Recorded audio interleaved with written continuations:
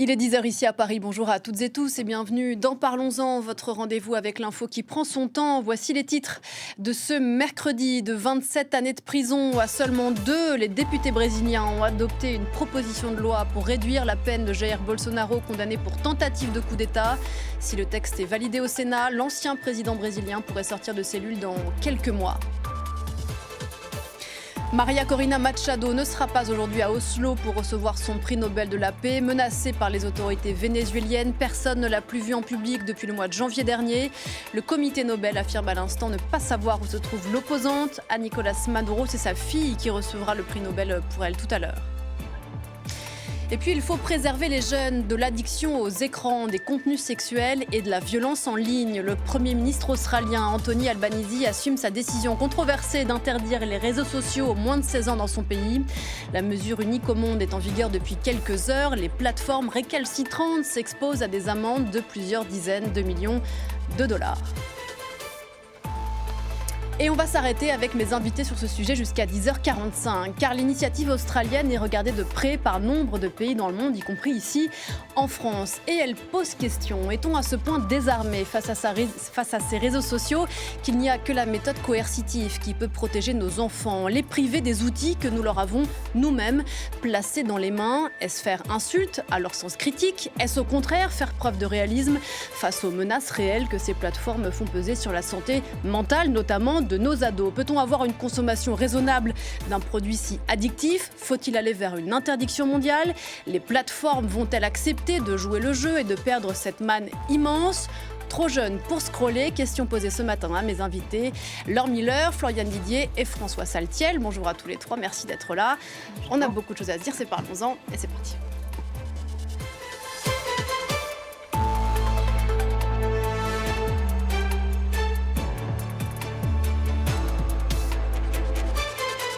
Et bonjour François Saltiel. Bonjour. Et bienvenue sur ce plateau. Vous êtes journaliste, producteur de la Fabrique de l'information sur France Culture et co-auteur de Faire la paix avec nos écrans, qui est sorti il y a peu chez Flammarion. Laure Miller à vos côtés, bonjour. Bonjour. Merci d'être là, députée Renaissance de la 2e circonscription de la Marne et rapporteuse de la commission.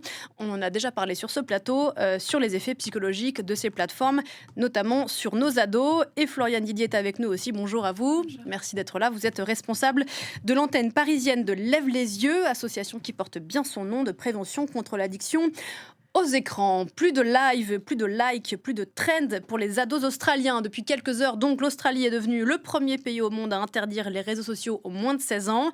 Facebook, Instagram, YouTube, TikTok, Snapchat, c'est fini pour des millions de jeunes qui passaient des heures par jour jusque-là sur ces plateformes. Lisez un livre, leur a lancé tout à l'heure à la télévision le Premier ministre australien Anthony Albanese, compte désactivé, supprimé, suspendu. Le réveil a été rude pour les ados australiens, pas ravis d'être les objets d'une première mondiale. C'est Léo Péchard qui a compilé ses réactions pour nous en images. Instagram, TikTok, X, Facebook ou encore Snapchat, pour les jeunes Australiens de moins de 16 ans, c'est terminé. Les réseaux sociaux leur sont désormais interdits par la loi, au grand désespoir de certains. En tant que jeunes Australiens, nous serons complètement réduits au silence et coupés de notre pays et du reste du monde avec cette interdiction. Nous avons grandi avec cela toute notre vie et maintenant, tout à coup, on nous l'enlève. Nous ne saurions même pas quoi faire d'autre. Que faire d'autre? Le Premier ministre australien a des suggestions: apprendre un nouvel instrument, lire un livre, faire du sport, ou tout simplement en parler à ses amis, en face à face. Notre famille reprend le contrôle. La technologie peut avoir un impact incroyable sur notre quotidien, en nous facilitant la vie. Mais il est important, à mesure que la technologie évolue, que les humains gardent le contrôle. Que nous affirmions notre autorité en tant que société et que nous soutenions les familles.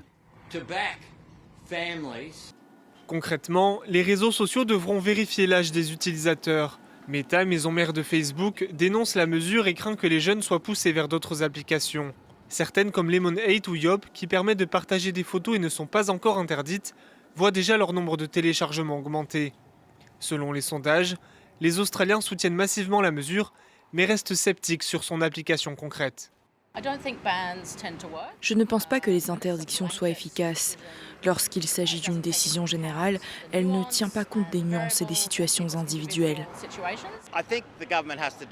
Je pense que le gouvernement doit agir et que si cette mesure a du succès en Australie, ce qui sera probablement le cas, le reste du monde suivra. Car l'interdiction des réseaux sociaux pour enfants et adolescents est un débat très présent également en Europe, comme en France ou au Danemark. La mise en place de ce nouveau modèle australien sera scrutée de près à des dizaines de milliers de kilomètres de Canberra. Je voudrais, avant d'aller plus loin dans le sujet, vous faire réagir notamment Laure Miller sur ce jeune qu'on a entendu au début du reportage. Il dit mais en fait on ne va pas savoir quoi faire d'autre. Il est tout à fait le produit d'une époque. Bien sûr, et ça me faisait sourire parce que j'ai aussi entendu ça. Moi je vais dans les collèges et les lycées de ma circonscription pour dialoguer avec les jeunes justement et pour éviter cet écueil qui serait que nous, adultes, imposions quelque chose aux jeunes du haut de notre âge, de notre grand âge. Et je crois qu'il faut éviter ça. C'est une décision qu'on doit prendre avec les jeunes. Et en effet, certains jeunes m'ont dit mais qu'est-ce que je vais faire le soir chez moi si vous me retirez les réseaux sociaux? Et je crois que cette réaction doit vraiment nous interroger sur la situation aujourd'hui. J'aime beaucoup le discours du Premier ministre australien de dire il faut reprendre le contrôle. Ces jeunes-là, quand on parle en profondeur avec eux sur le sujet, ils s'accordent pour dire qu'en effet, voilà, c'est des heures qu'ils peuvent passer sur ces écrans, sur ces plateformes, et que certes, ils peuvent aller chercher de l'information, mais globalement, ça n'est pas raisonnable. Et donc, l'idée, c'est en effet de pouvoir reprendre le contrôle sur la vie de nos jeunes. Sachant qu'on pourrait se poser la question pour nous, les grands, 4 heures par jour en moyenne, c'est le temps qu'un adolescent passe, pas simplement sur les réseaux, mais sur Internet. C'est des jeunes comme ça que vous voyez aussi, avec lesquels vous êtes en contact, qui vous disent, mais moi, si j'ai plus les réseaux, qu'est-ce que je vais faire de ma vie ? Oui, donc c'est vrai qu'avec Lève les yeux, on rencontre environ 10 000 jeunes par an, principalement au collège et au lycée. Maintenant, les écrans arrivent de plus en plus tôt dans la vie des enfants. On intervient dès la maternelle, malheureusement. Et oui, après, ils se rendent compte eux-mêmes qu'ils ont une utilisation déraisonnable parfois. D'ailleurs, il y a une enquête Odexa pour Academia de juillet dernier qui montrait que 67% des adolescents sont favorables à l'interdiction des réseaux sociaux avant 15 ans en France. Quel est le problème, François Saltiel, spécifiquement pour les jeunes de moins de 16 ans ? Pourquoi pas 15 ? Pourquoi pas 18 ? Pourquoi 16 ans ? C'est assez arbitraire, effectivement. Ouais. 16 ans, je pense qu'on se base sur une histoire de majorité numérique. La majorité numérique en Europe, elle est à 15 ans. Vous savez que l'âge d'alcool aussi est plus ou moins à 15 ans. Donc on a en fait un âge qui ne veut pas dire grand-chose. Et c'est toute la question et c'est toute la problématique. C'est que vous l'avez dit d'ailleurs en parlant des adultes, c'est-à-dire qu'on est tous vulnérables, on est tous soumis à ces technologies, on est tous soumis à ces algorithmes qui ont un modèle. Et c'est ce modèle qui est délétère de l'économie de l'attention qui maintenant a été très bien documenté. Et peut-être que le risque aussi de cette mesure, c'est de stigmatiser, de pointer les usages des jeunes qui sont certes plus vulnérables que les adultes, notamment les moins de 15 ans, puisqu'on a un cerveau qui est encore en constitution, on est à un âge où on cherche l'adhésion collective, où on est en quête identitaire. Alors, les réseaux sociaux peuvent aussi apporter des réponses par rapport à cette sociabilité. Donc, le risque, c'est de pointer les usages des jeunes sur les réseaux sociaux, entre guillemets, en les stigmatisant, en les condamnant, alors que c'est un problème qui nous concerne tous et nous sommes tous vulnérables par rapport à cette technologie. Et c'est très bien de vous entendre dire que vous avez consulté les jeunes. Ça a été le cas dans la commission TikTok. Nous-mêmes, on est allés à la rencontre de ces jeunes dans le cadre de l'écriture de ce livre. Et ils sont quand même relativement absents du débat. C'est-à-dire qu'on entend assez peu les jeunes parler de leurs pratiques. Or, c'est toujours riche d'enseignements, déjà de leur maturité par rapport à la toxicité de ces outils-là. Ils nous disent tous, je passe à côté de ma vie, je peux pas m'en empêcher, mais j'aurais mieux fait de faire autre chose. Et le risque, c'est aussi un peu de dévaloriser l'expérience qu'ils peuvent avoir en ligne. C'est la question que je posais. Est-ce que c'est pas faire insulte un peu à leur sens critique, au recul, dans leur développement à 16 ans. Parce qu'il y a quand même du positif dans la manière dont ils sociabilisent sur les réseaux sociaux. C'est-à-dire que quand ils entretiennent une relation avec des amis ou dans un groupe, c'est une vraie relation. C'est-à-dire qu'il faut arrêter avec cette idée qu'il y a une fausse vie, une vraie vie, pour le pire et pour le meilleur. Quand vous êtes cyberharcelé, vous êtes vraiment cyberharcelé. Mais quand vous entamez des relations amicales fortes, eh bien, vous êtes vraiment dans une sociabilité. Et puis, on pourrait aussi parler des sources d'information. Vous savez que la première source d'information chez les jeunes en France, c'est Hugo Décrypte. Et Hugo Décrypte, il est uniquement sur les réseaux sociaux et il s'informe majoritairement sur ce canal-là. Je vous vois tiquer, Florine. Oui, j'entends. Mais les applications de réseaux sociaux sont conçues pour capter l'attention des jeunes et la monétiser afin d'accumuler des revenus publicitaires. Donc passer à côté de cette économie de l'attention-là,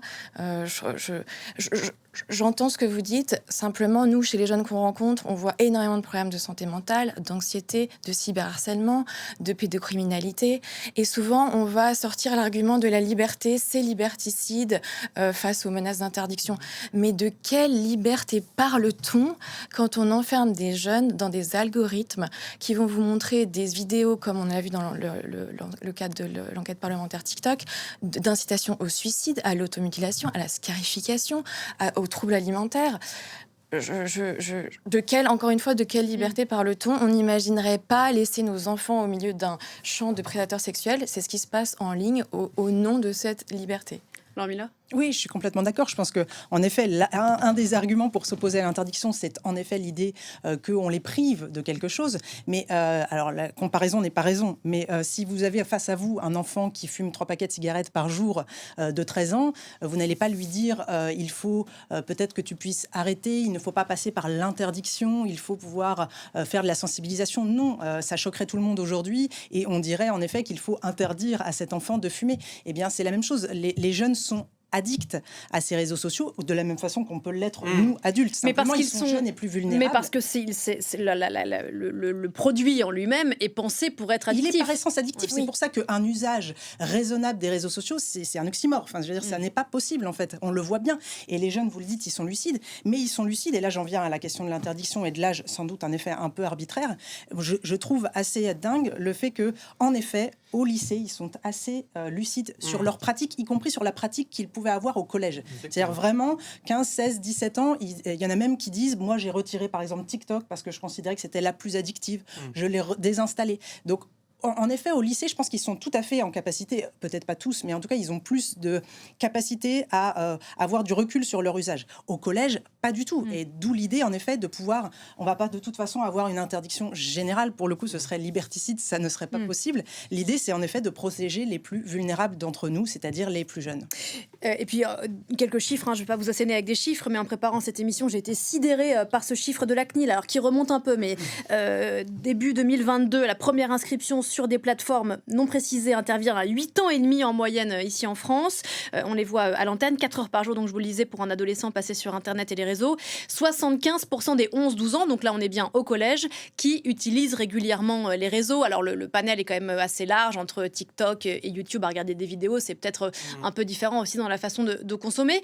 Est-ce qu'on a une idée, Floriane Didier, du nombre d'ados qui sont effectivement en danger sur ces réseaux par rapport à l'immensité du marché? Est-ce que c'est la majorité des ados qui sont en danger en réalité ? C'est difficile de donner un chiffre. En revanche, c'est ce que je disais. Et moi, mon passé, avant de travailler pour Lève les yeux, j'étais ingénieure informatique et donc je travaillais dans l'industrie du numérique jusqu'en 2023.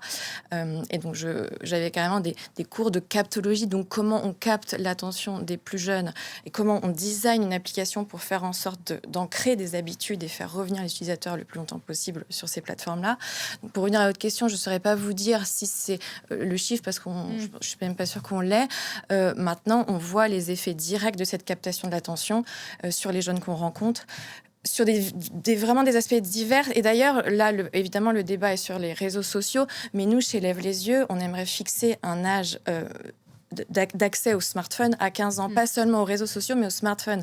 Parce que le smartphone ne donne pas seulement accès aux réseaux sociaux, mais à une infinité de contenus qui peuvent être dangereux et problématique pour les plus jeunes. On va y revenir, bien sûr. C'est intéressant ce que vous dites parce que vous étiez vous-même dans la matrice avant de travailler dans l'autre côté. Donc, vous savez précisément ce qui est mis en place. C'est pour ça qu'il n'y a pas de bon usage des réseaux sociaux. C'est impossible. C'est par nature conçu pour capter l'attention des gens et générer le plus de revenus possible.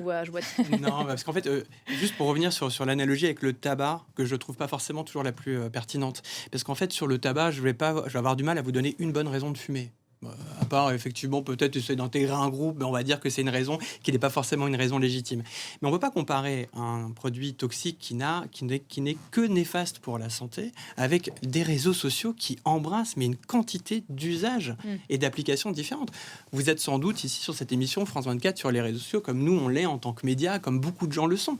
Donc en fait, les réseaux sociaux, ce n'est pas que du tabac, ce n'est pas qu'une drogue, évidemment. Et je ne suis pas en train de contester les logiques addictives et les procédés addictogènes qui sont mis en place par les plateformes. Mais c'est là où on en vient à un point important sur lequel vous allez sans doute venir, c'est le point de la régulation. C'est-à-dire que l'outil en lui-même est un outil délétère. Ce sont des plateformes capitalistes, américaines, des entreprises privées ou chinoises qui ne sont pas des services publics. Je veux dire, dans leur cahier des charges, il n'y a pas préserver la santé des individus. Je veux dire, on y va tous, malgré nous, sciemment.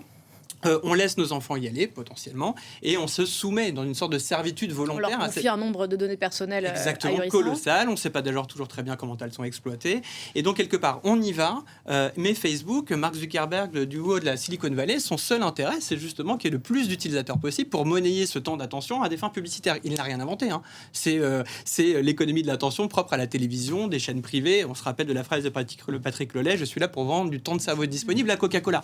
Bon, le numérique a juste amplifier en fait un phénomène existant et amplifier une économie de l'attention.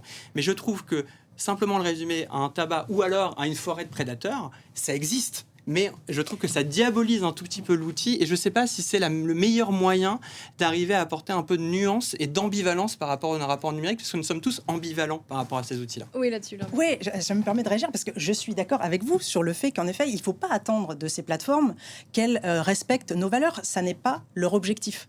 Et donc, une fois qu'on a dit ça, une fois qu'on a dit qu'en fait, leur objectif, c'est de vendre des espaces publicitaires et donc de faire en sorte qu'on reste le plus longtemps possible sur ces plateformes pour voir le plus longtemps possible des vidéos.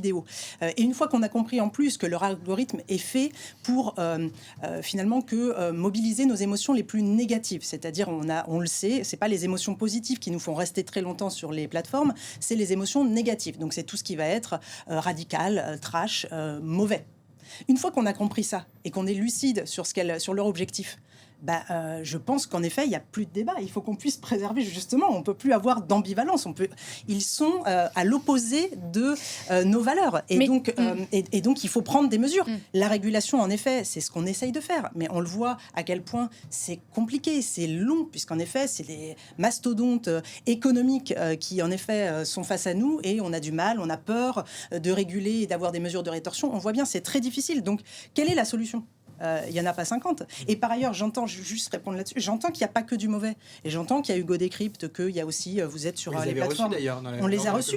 Mais là, je ne le nie pas. Mais est-ce que, sous prétexte qu'il y a du bon, j'ai envie, moi, de jouer à la roulette russe avec mes enfants en les mettant sur ces plateformes parce qu'elles pourront tomber sur du négatif et qu'elles tomberont assurément dessus. Il y a un océan de contenu néfaste et il y a quelques îlots, en effet, de contenu favorable. Et vous mais le qui ne savez sont bien, pas poussés pour par avoir l'algorithme. interviewé notamment des influenceurs masculinistes, on se souvient de la scène de cet homme qui vous avait raccroché au nez en pleine commission parlementaire du jamais vu. C'est vrai qu'il y a, on entend bien sûr, ces contenus, ces études qui montrent qu'au bout de 30 secondes, un jeune va être effectivement mis en contact avec un contenu potentiellement néfaste. Encore une fois, ça interroge sur sa capacité à y résister, mais on a évoqué l'importance de l'âge. Il y a quand même un principe de réalité. Aujourd'hui, on a 15, 16, 17 ans. Quel rendez-vous est fixé autrement que sur un réseau social ? Quelle fête est organisée autrement que sur un réseau social ? Quelle musique est écoutée autrement que sur une plateforme ? Alors, je crois qu'on est à peu près de la même génération. On a tous vécu sans smartphone. On y est arrivé, on avait des copains, on écoutait la musique, on faisait des fêtes. Mais en fait, c'est leur vie aujourd'hui. Alors qu'est-ce qu'on fait ? On leur apprend à désapprendre, c'est ça qu'il faut faire ? Plusieurs choses. Nous, par exemple, avec Lève les yeux, on organise des semaines de défis déconnexion. Alors, au début, je vous avoue que les premiers jours, tout le monde est un peu à cran, parce que tout le monde joue le jeu. C'est pas forcément que les élèves, c'est au contraire les élèves, les enseignants, tout le personnel éducatif, les parents également. Et donc, l'idée, c'est que pendant 10 jours, on limite au maximum l'usage de divertissement des écrans. Et ce qu'on voit, c'est qu'au début, si les gens sont à cran, en fait, au fur et à mesure, on voit les bienfaits sur le long terme de réenchanter la déconnexion, réenchanter les activités de la vie réelle. cuisiner, faire du sport, dessiner, s'ennuyer, lire, que sais-je. Il y a 1 milliard de possibilités. Et on l'a vu à la fin de cette semaine-là, le sourire de ces enfants, des collégiens, des lycéens qui sont heureux de partager un repas avec leurs parents qui les regardent dans les yeux, sans la télé en bruit de fond.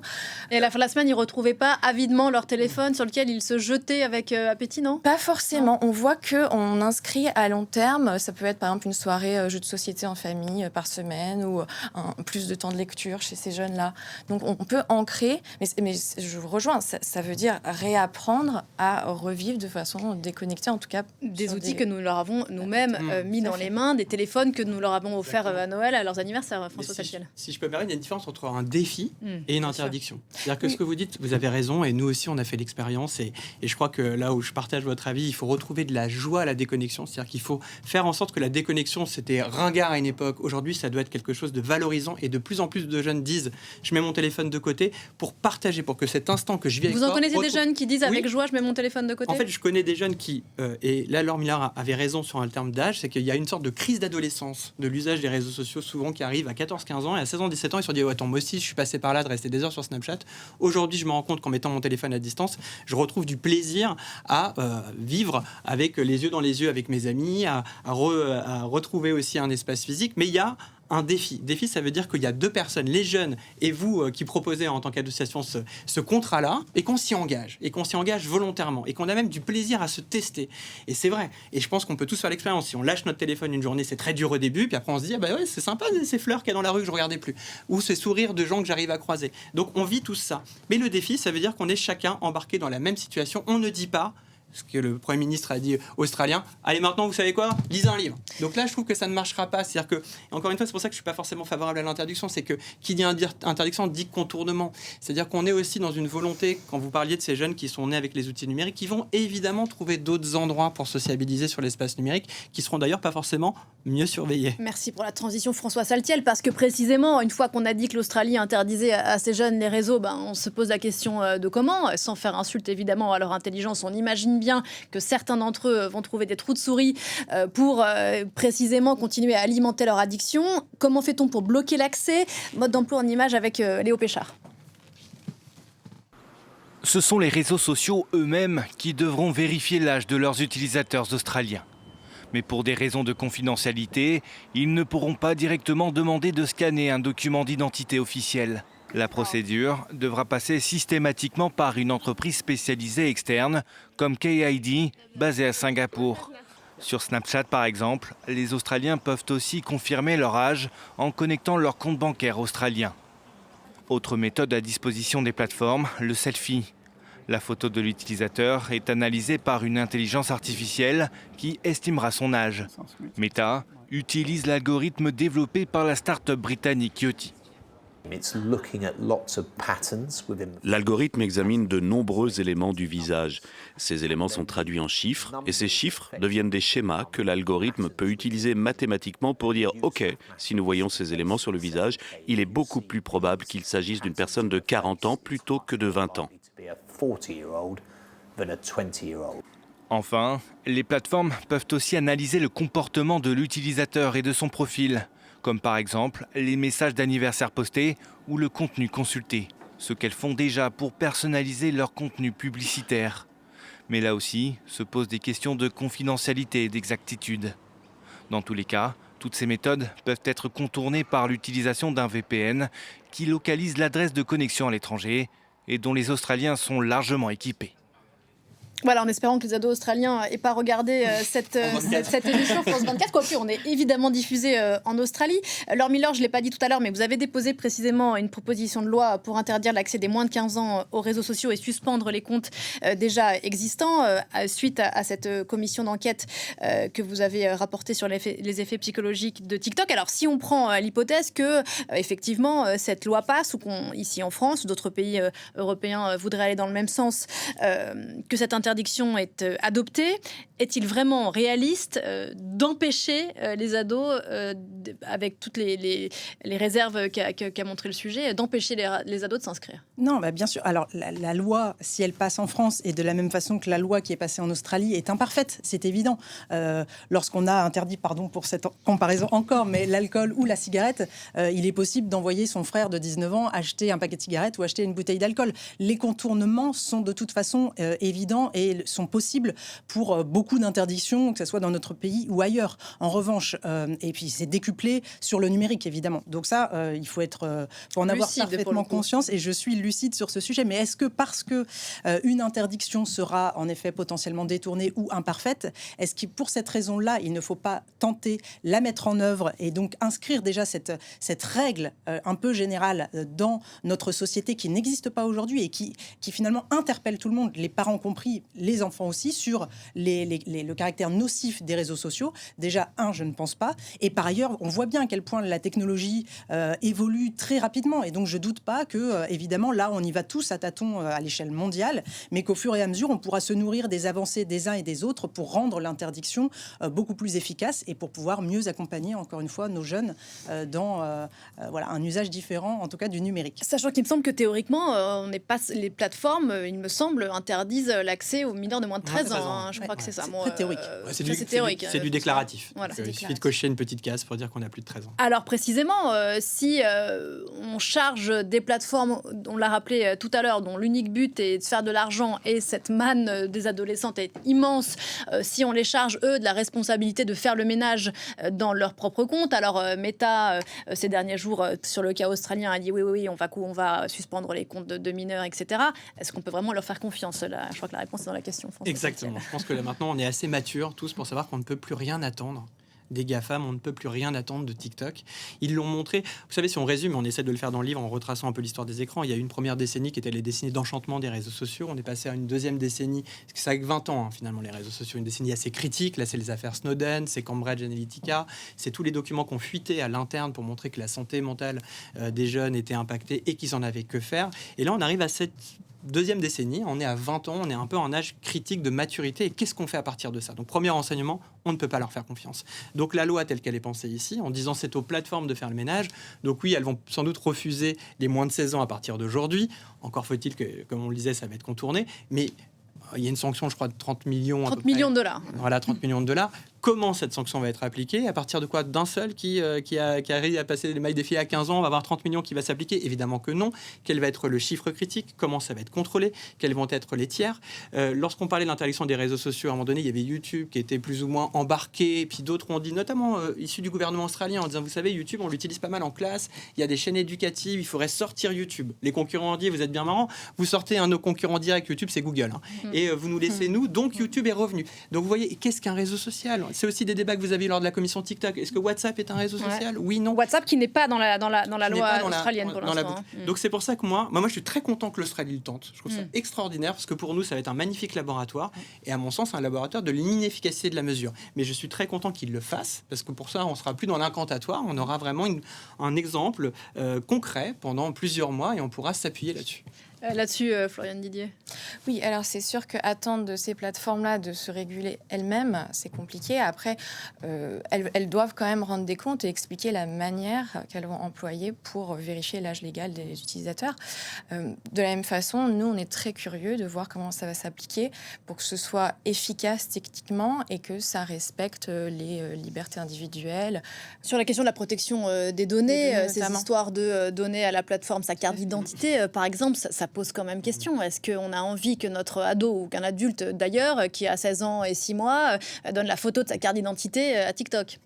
Non, pas vraiment. C'est pour ça que des tiers de confiance, comme Laure Miller, dans la proposition de loi que vous faites, ce serait un tiers de confiance externe. Après, avoir du coup dans le dispositif qui serait mis en place par la Commission européenne ces questions-là, notamment le projet plus large en fait de mettre au sein d'une même plateforme beaucoup de nos données personnelles, carte d'identité, permis de conduire, carte vitale, etc. Ça pose un autre débat, mais en tout cas, attendre des plateformes elles-mêmes qu'elles se régulent, on attend de voir, comme vous le dites. Et puis, il y a quand même des pénalités à Et ce que ça dit, c'est qu'en fait, j'entends, François, que vous aimez bien l'idée que les Australiens fassent leur tambouille de leur côté et qu'on se retrouve dans 6 mois pour voir si ça a effectivement fonctionné. Le risque, vu d'ici, est faible pour nous. Mais en réalité, est-ce qu'on peut marcher seul ? Et là, la question se pose ici en France, membre de l'Union européenne, et il y a précisément conflit entre des positions qu'on peut avoir ici à l'Assemblée et le droit européen. Je ne crois pas qu'il y ait conflit. Je pense que la politique, comme beaucoup de choses dans la vie, c'est un rapport de force aussi. Et donc, je pense qu'on a été trop longtemps, et vous l'avez dit, un peu, on a commencé à apprécier les réseaux sociaux quand ils sont arrivés. Ensuite, maintenant, on a un esprit très critique au sujet des réseaux sociaux, mais on est un peu le lapin devant les phares de la voiture à se dire, en effet, c'est pas bien, mais on fait rien. En tout cas, on ne fait pas grand-chose. Il y a eu en effet le DSA. Le Digital Service Act. Exactement, qui a été mis en place. Déjà, il a mis énormément de temps à être mis en place. Aujourd'hui, on voit bien qu'il n'est pas appliqué. Il n'est pas appliqué. Et donc, à nous, France, et comme les autres pays très en pointe sur ce sujet, je pense au Danemark, à la Grèce, à l'Italie, à l'Espagne, qui sont vraiment les 5 pays qui avancent vraiment d'une même voie et qui font bouger la Commission européenne, à nous de nous emparer de ce sujet-là, d'essayer d'agir concrètement. Et en essayant d'agir concrètement, comme on va le faire en janvier à l'Assemblée nationale, eh bien, on va aussi pousser la Commission européenne dans ses retranchements. On voit bien qu'elle a beaucoup évolué. C'est les lignes directrices qu'elle a rendues publiques le 14 juillet déjà sont une évolution, puisqu'elle nous dit, d'accord, vous avez le droit de légiférer en droit interne, en droit français en l'occurrence, ce qui n'était pas le cas avant. La loi Marcangeli, qui était un peu un précurseur sur le sujet, n'a pas pu être ministre appliquée. de la fonction publique. Voilà, mais qui avait fait voter une loi à l'unanimité sur le sujet de la majorité numérique, n'avait pas pu être appliquée parce que à l'époque, que pas harmonisé avec le droit européen. Exactement. Depuis juillet, nous avons la possibilité de le faire. D'où cette proposition de loi qui sera examinée le 19 janvier. Il faut qu'on avance. Ça sera pas parfait, mais moi j'attends. Dites-moi quelle est la solution aujourd'hui qui va nous permettre de protéger nos jeunes. Moi, à mon sens, celle-là n'est pas parfaite, mais il n'y en a pas d'autres aujourd'hui. François, il n'y a pas d'autre solution ? L'éducation. Alors vous allez me dire, on peut faire l'un et l'autre. Juste, on peut faire l'un et l'autre. Pour revenir sur la réglementation, on va revenir là-dessus sur la réglementation. Je suis entièrement d'accord avec vous quand vous dites qu'il faut qu'on avance ensemble, groupés. On a la chance d'être quand même dans l'Union européenne qui a voté des règlements. Vous les avez rappelés, DSA, DMA en 2023, qui péniblement cherche à être appliqué. Mais en tout cas, en Europe, on cherche à préserver quand même plus que dans d'autres endroits dans le monde nos droits, nos libertés et une valeur un peu éthique. Alors peut-être que si on était cynique, on dirait qu'on fait ça parce qu'on n'a pas d'acteurs sur ce marché-là en Europe. Sans doute que c'est un peu le cas. Il n'en reste pas moins qu'en Europe, on a ces règlements. Donc, la volonté... Oui, il y a eu des tentatives quand même en Asie, il y a eu des couvre-feux... Ouais, il y a des couvre-feux, mais je dirais que la volonté législative, elle devrait justement être d'autant plus forte pour aller chercher du côté de l'algorithme et imposer en fait cet algorithme soit un peu moins délétère. Il y a dans le règlement justement du DSA, il y a beaucoup de mesures qui sont très intéressantes. Le Digital Services Act, il y a beaucoup de mesures très intéressantes. Elle demande la transparence algorithmique, elle demande d'installer une sorte de sérendipité des contenus pour éviter ce que vous évoquiez tout à l'heure, c'est-à-dire la bulle d'enfermement. Je me sens un peu déprimé, effectivement, au bout de 2 heures, on peut arriver à des contenus anxiogènes, voire qui peuvent amener au pire. Normalement, la sérendipité, c'est de dire, bah attends, t'as beau être déprimé, on va te mettre d'autres contenus plus intéressants, qui pourraient être, pourquoi pas, labellisés avec ces fameux contenus d'information ou ludiques, ou pratiques, ou artistiques qui existent. Donc en fait, et on parle des dark patterns aussi, je vais vulgariser, ce sont tous ces petits designs qui induisent un comportement qui va en fait alimenter l'addiction par rapport aux outils. Dans le DSA, tout ça existe. Maintenant, il faut le faire appliquer. On est dans un rapport de force qui s'est légèrement inversé, enfin du moins qui est plus tendu du côté de l'Union européenne avec l'arrivée de Donald Trump au pouvoir pour son second mandat, où là on est dans une volonté complètement dérégulatrice à la fois du gouvernement et à la fois du pouvoir technologique. On peut même parler d'un technopouvoir. On avait Elon Musk avec Donald Trump et tous ces acteurs-là aujourd'hui ne font même plus semblant. Ils disent, vous nous ennuyez, vous, l'Union européenne, on fait ce qu'on veut et on y va de manière décomplexée. Donc, l'effort commun, il devrait être mis d'autant plus fort du côté des pays européens, vous les avez cités, qui sont à l'avant-garde justement de ce combat-là, en imposant à ces plateformes-là le plus possible de tout simplement respecter la loi. Parce que la loi existe effectivement et qu'elle n'est pas appliquée. Est-ce qu'il n'y a pas un juste milieu entre l'interdiction et la liberté absolue ? Là encore, ce sont des choses qui sont censées exister, régulation, contrôle parental, que sais-je, les réseaux que racontait François à l'instant. Il n'y a pas de juste milieu, c'est forcément coercitif. En fait, on peut tout à fait allier interdiction et régulation, protection et éducation. Pourquoi faut-il forcément choisir entre interdiction interdire et réguler. Interdire l'accès aux réseaux sociaux avant 15 ans, nous, on aimerait encore mieux interdire l'âge d'accès aux smartphones avant 15 ans, ne dispense pas d'efforts de régulation auprès des plateformes. Mais on voit bien que ça met du temps, ça fait des années que nous, on tire la sonnette d'alarme face à l'anxiété généralisée, face à tous les problèmes qu'on voit chez les jeunes, et elles ne font rien. Donc j'entends, ce serait magnifique que ces plateformes respectent le DSA. En l'occurrence, ce n'est pas le cas. Proposons d'autres choses. L'interdiction est une option. On est favorable. L'éducation également. Nous, notre cœur de métier, c'est d'aller dans les collèges, dans les lycées, maintenant dès la maternelle, comme je le disais, et de faire de l'éducation au numérique. Attention, pas par le numérique, une distinction importante. En fait, on n'éduque pas au numérique en donnant des tablettes en école maternelle ou en école élémentaire.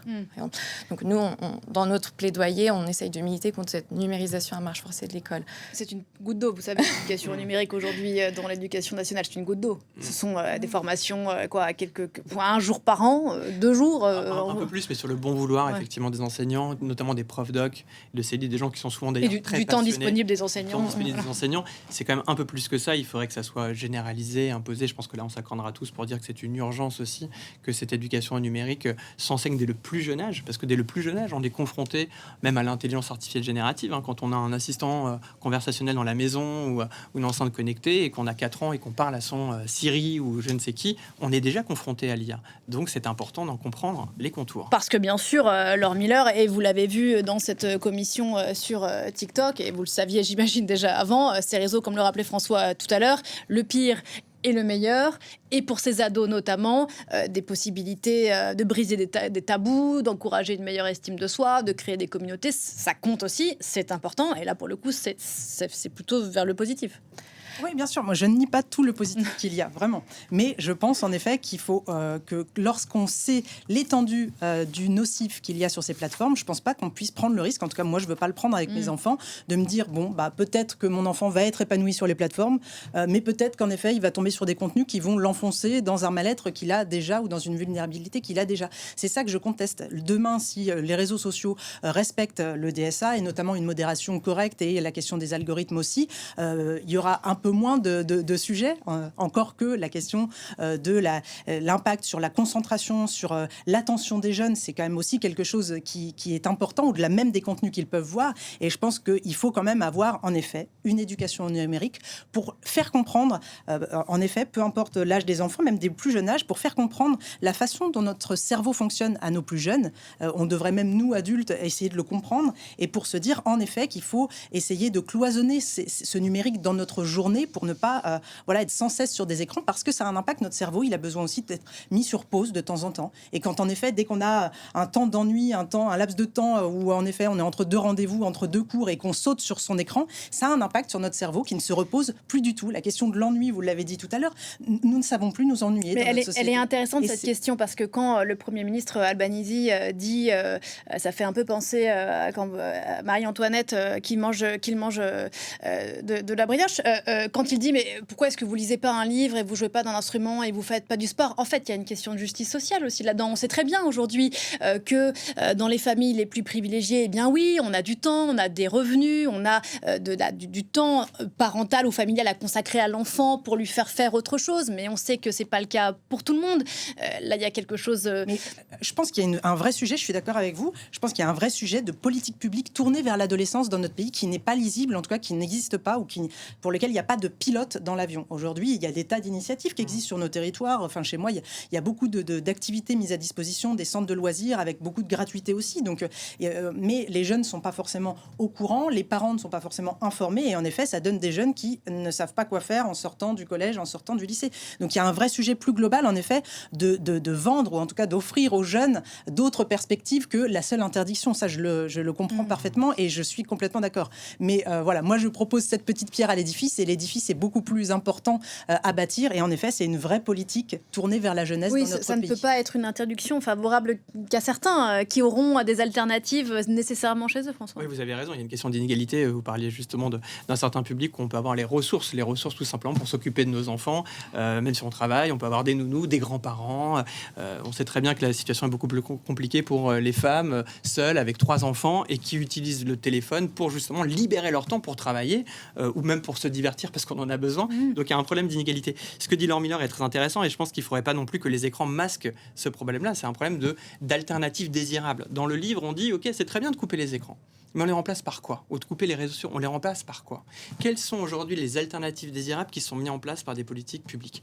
On prend juste l'espace physique. Vous savez, on a souvent tendance à opposer l'espace numérique et l'espace physique. On a laissé les enfants à l'intérieur des maisons en pensant que l'extérieur était dangereux. À cause de quoi? Des voitures et des faits divers qui amplifient, à mon sens, beaucoup les kidnappings, les viols dans la rue, etc. Bon, ça arrive. Donc là, on leur dit pas devant l'écran, pas dans la rue. Voilà, on leur dit pas d'écran, pas dans la rue. Donc les jeunes sont là et je conteste pas du tout le mal-être de notre jeunesse, notamment depuis le Covid.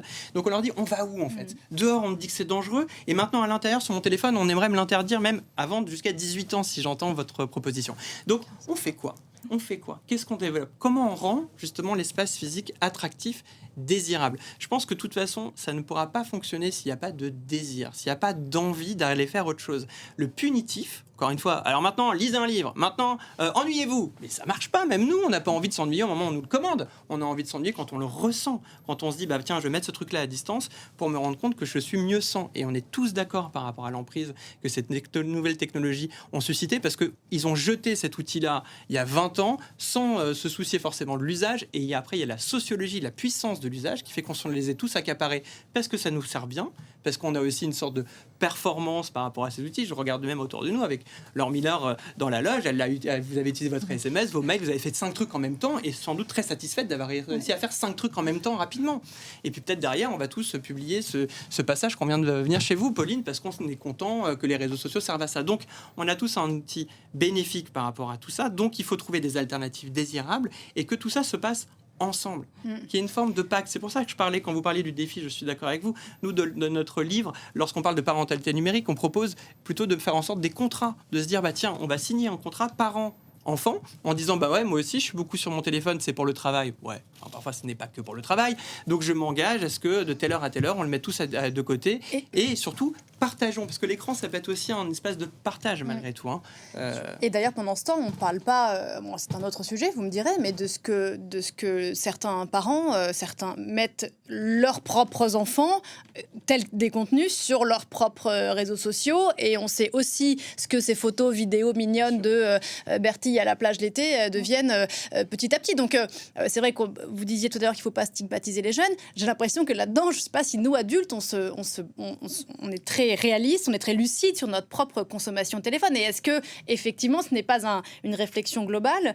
Si nous, on ne se questionne pas, c'est sans doute pas nos enfants, et ils sont les premiers à nous dire « Attends, donne-moi ton téléphone ». L'exemplarité. Ouais. Oui, d'ailleurs, à Lève les yeux, on organise énormément de cafés des parents, de conférences avec les parents pour les sensibiliser sur ces questions-là. On organise également des ateliers de co-création de chartes entre les enfants et leurs parents pour décider ensemble de comment on utilise les écrans à la maison. Et c'est exactement ce que vous dites. Ça doit être une initiative commune, décidée au sein du foyer, idéalement au sein d'une initiative plus collective. D'ailleurs, vous parliez de pacte, de charte. Nous, Lève les yeux, on est réunis au sein d'un collectif qui s'appelle le collectif Attention, dans lequel il y a 11 associations qui sont toutes indépendantes de l'industrie du numérique, j'aime bien le préciser. Et il y a Pacte Smartphone, notamment, qui fait des pactes entre parents d'élèves, parce que du coup, au-delà même du foyer, décider entre parents d'élèves, non, à l'arrivée au collège, nous n'équiperons pas notre enfant d'un smartphone et on le décide collectivement. Parce que les deux arguments qu'on entend de la part de parents qui équipent leurs enfants d'un smartphone, c'est l'argument de la sécurité, s'il arrive quelque chose entre le domicile et l'école. Alors là, on leur dit d'offrir un téléphone à touche, tout simplement, sans pas connecter à Internet, avec des appels et des SMS. Et puis la deuxième question, c'est on va l'isoler. Il va être seul dans la classe. Et ben, avec ce type d'initiative, en fait, on renverse la tendance. Oui, si tous les parents se mettent d'accord. J'avais une question, mais que j'ai perdue. Allez-y, alors, je trouve ça intéressant. Et là-dessus, on peut tous se rassembler. Il faut un élan collectif, c'est-à-dire il faut en effet ne plus subir et avoir quelque chose de collectif. Et il y a une étude qui est sortie aux États-Unis il y a quelques temps qui montre que des chercheurs sont allés dans un établissement scolaire et ont proposé aux jeunes de l'argent en échange d'un arrêt des réseaux sociaux. Majoritairement, les jeunes ont refusé. Très américain. Très américain. Les jeunes ont refusé. En revanche, ils leur ont dit, et si vous tous, vous arrêtez les réseaux sociaux, Est-ce que vous êtes d'accord? Et en effet, le fait de le rendre collectif, que les jeunes se disent, voilà, mes amis n'auront plus les réseaux sociaux, les jeunes étaient même prêts à payer un peu pour pouvoir accéder à cette, entre guillemets, interdiction générale dans le collège ou dans le lycée. Parce qu'en fait, quand il y a quelque chose de collectif, ce dont peuvent souffrir les jeunes, c'est de ne pas avoir de téléphone, de smartphone et d'accès aux réseaux sociaux, alors que tous leurs copains, et ça c'est une vraie souffrance, ça peut être une exclusion, ça peut être une source de harcèlement. Donc il faut aussi qu'on crée, en effet, et votre initiative est géniale, qu'on crée en fait des tas d'expériences collectives dans les établissements scolaires, chez les parents, pour susciter ça et pour qu'en fait ça devienne quelque chose d'enthousiasmant et l'occasion de recréer du lien, soit avec ses amis, soit au sein de sa famille. Donc il faut pas que ça soit un sujet négatif. C'est comme l'écologie, on en a fait un truc horrible, punitif, et maintenant du coup personne n'est convaincu. Alors je pense que c'est la même chose sur le numérique. Il faut pas diaboliser le numérique, et les réseaux sociaux, il faut en faire quelque chose de, en tout cas mettre de côté les réseaux sociaux, il faut que ça soit quelque chose de positif pour revivre et pour mieux vivre au quotidien. François? Oui, là où je trouve que l'interdiction a quand même du bon, c'est c'est dans la charge symbolique qu'elle envoie. C'est-à-dire que nous, on a rencontré beaucoup de parents comme vous tous, des parents qui sont quand même démunis par rapport à ces outils-là, qui alternent soit la casquette de dealer de temps d'écran, soit de gendarme. Qui est insupportable dans la paix sociale dans la paix sociale, n'importe quel groupe. Cette technoférence, je pense que toutes les familles se rencontrent là-dessus. Et donc, au moins, ce message-là, il dit, l'État dit, voilà, c'est dangereux. Donc, tu vois, moi, en tant que parent, quand je te dis qu'il faut... On n'est pas sûr que c'est souvent convaincu un ado. Non, mais en tout cas, pour les parents, ça peut être une aide. Mais nous, l'outil qu'on propose dans le livre, c'est un acronyme qui s'appelle PLAY. Donc P-L-A-Y. Le P, c'est le partage. Donc arriver à comprendre que justement l'écran peut être un terrain à partager sans diaboliser toujours aussi l'expérience en ligne qui peut être vive par les adolescents. Il ne faut pas la dévaloriser. Il y a des choses intéressantes qui peuvent vivre. Elle, c'est libérer le temps d'attention et libérer du temps ensemble, et qu'il y ait une joie à la libération. A, c'est accueillir nos émotions, parce qu'encore une fois, quand on demande à son adolescent comment tu as passé ta journée, on peut aussi lui dire comment tu as passé ta journée en ligne. Parce qu'en ligne, cet adolescent a vécu des choses. Et enfin, le Y, on revient un peu à votre charte, le Y, c'est le yes or no, donc c'est un cadre souple où les parents et les enfants s'engagent sur finalement des petites règles communes pour que ça soit une aventure qui soit encore une fois nous contre les écrans et pas toi que je stigmatise sur ces écrans qui sont toxiques. Et je pense qu'il n'y a que dans cette concertation qu'on pourra s'en sortir, davantage qu'une interdiction qui, à mon sens, ne marchera pas. Mais ça, l'Australie nous le dira dans quelques mois peut-être. Bon, il faut en parler, ça tombe bien, c'est le nom de cette émission. Merci infiniment à tous les trois d'être venus sur ce plateau. Laure Miller, on reparlera du coup de votre proposition de loi, si j'ai bien compris, 19 janvier. Le 19 janvier. François Saltiel, merci beaucoup François. Faire la paix avec nos écrans chez Flammarion. Et on vous entend bien sûr sur Culture dans la fabrique de l'information. Floriane Didier, merci beaucoup. Lève les yeux. On peut vous contacter, j'imagine, si votre travail intéresse parents, éducateurs, profs et enfants. Merci infiniment. Une émission à revoir en replay, réécouter en podcast. Sur les réseaux sociaux également, bien sûr, avec une utilisation lucide et intelligente et responsable. On se retrouve dans un quart d'heure pour la suite de ce rendez-vous d'info.